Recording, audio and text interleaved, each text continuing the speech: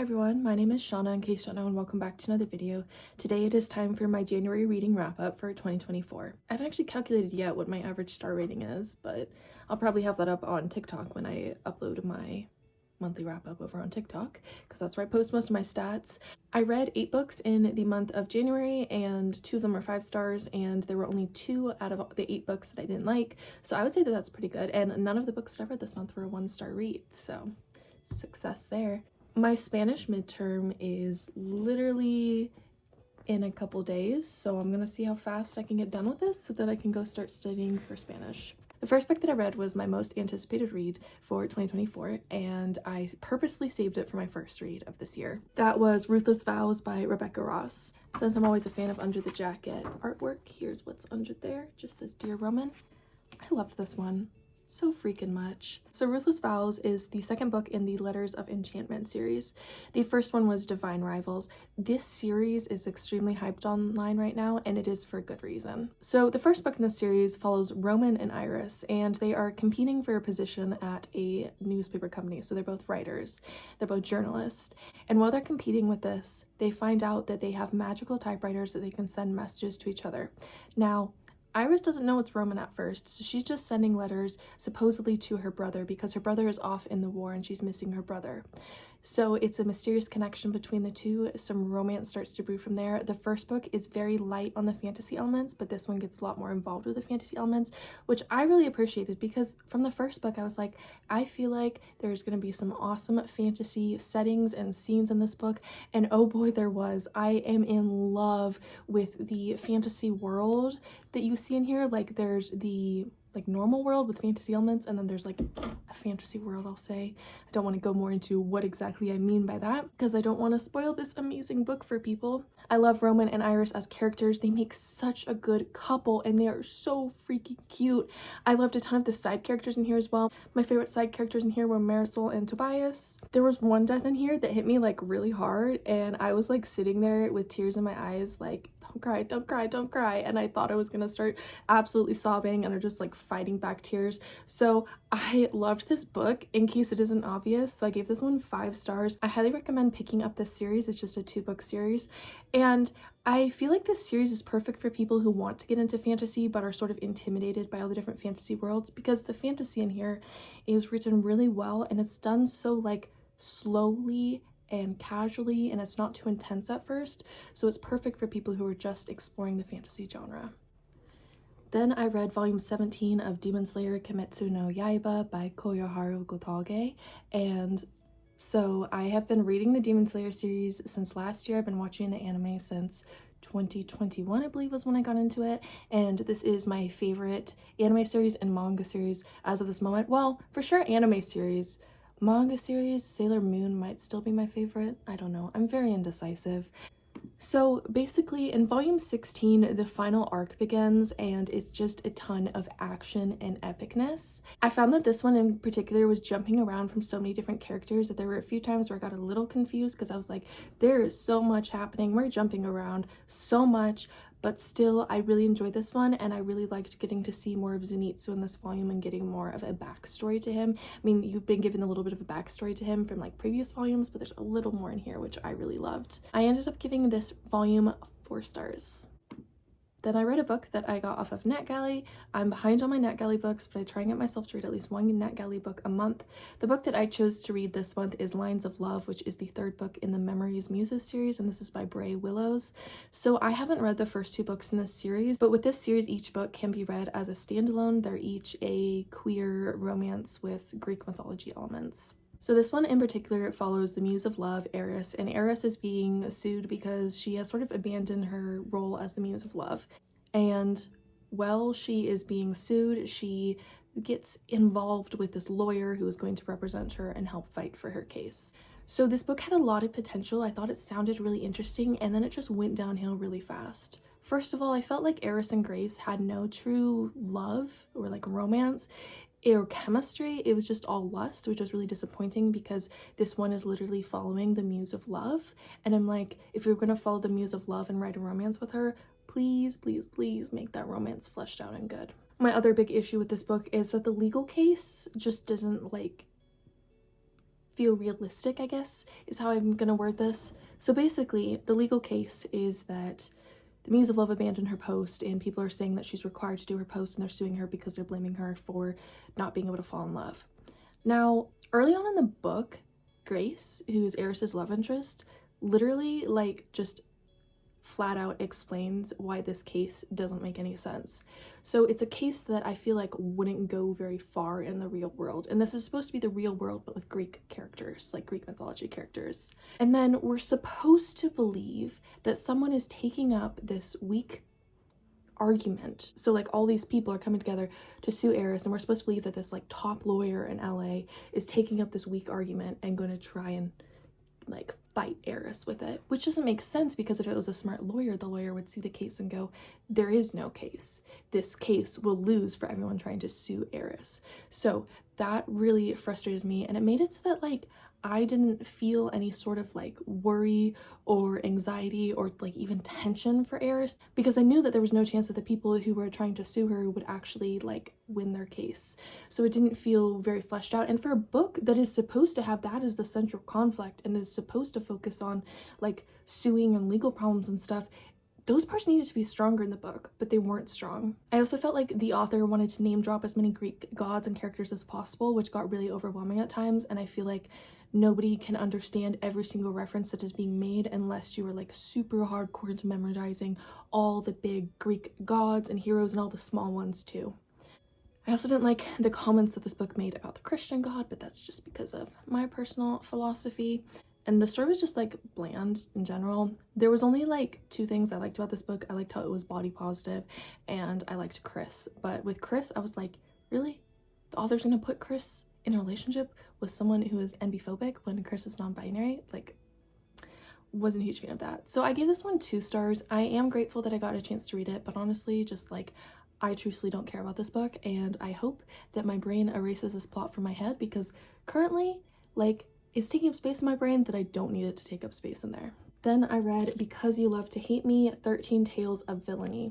So this is a book that has been on my radar for a while that I've really been wanting to read. It is basically 13 stories in collaboration between young adult authors and booktubers.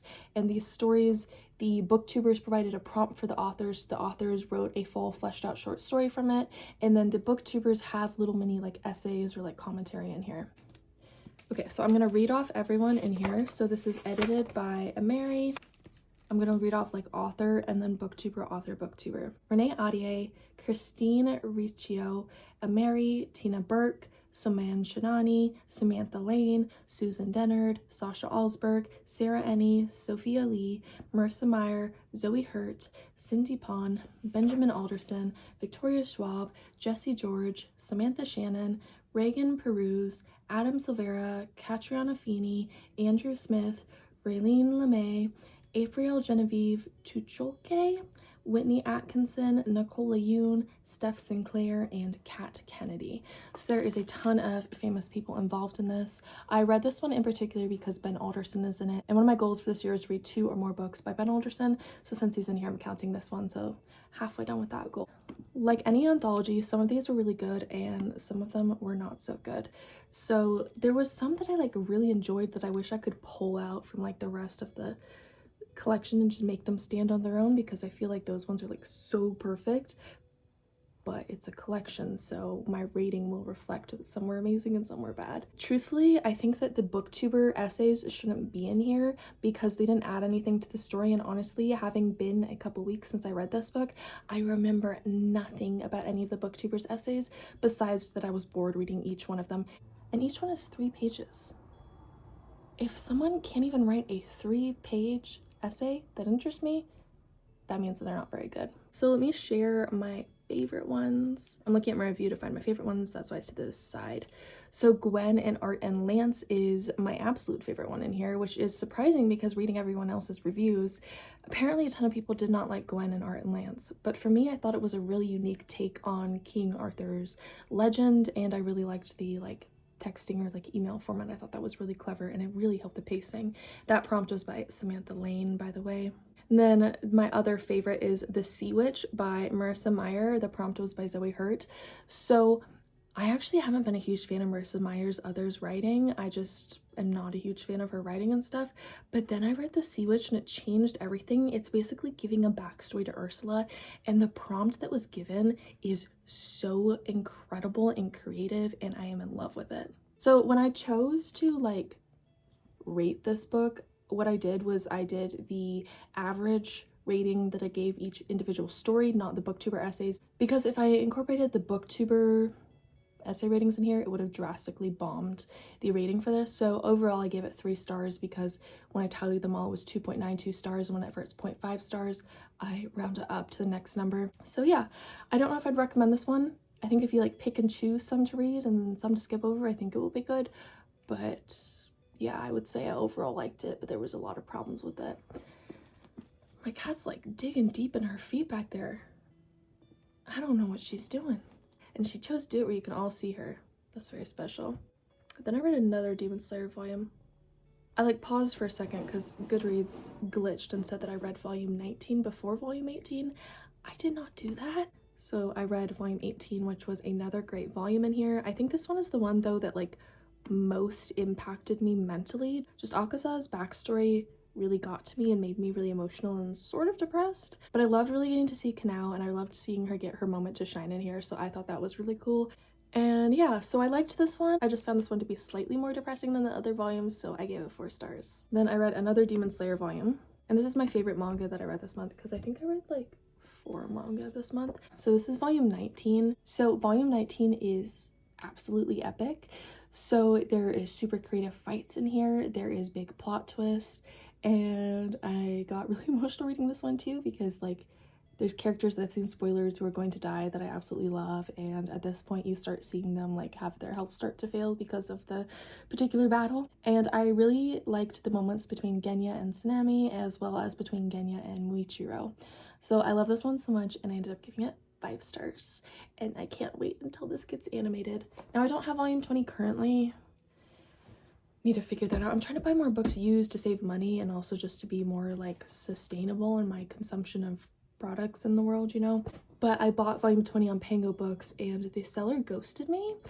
So if they don't ship it by midnight tonight, I am asking Pango Books for a refund and canceling my order because that really sucks. Then I read a Kindle Unlimited book. Now my time reading this book was like really spread out, fell over a long period of time. I think like 9 days, maybe 7 days, 8 days, I don't know. But I had like a big Comic-Con in the middle, and then my grandpa passed away while I was reading this book, and yeah, so grief makes it hard to read. Yeah. If you have a grandparent left, please go hug them for me, because like they won't be here forever, and it's just really sad when you lose them. Okay, enough of that because I don't want to be super depressing. So this book is one of the most hyped up young adult books that I have ever seen, and I don't really understand quite why.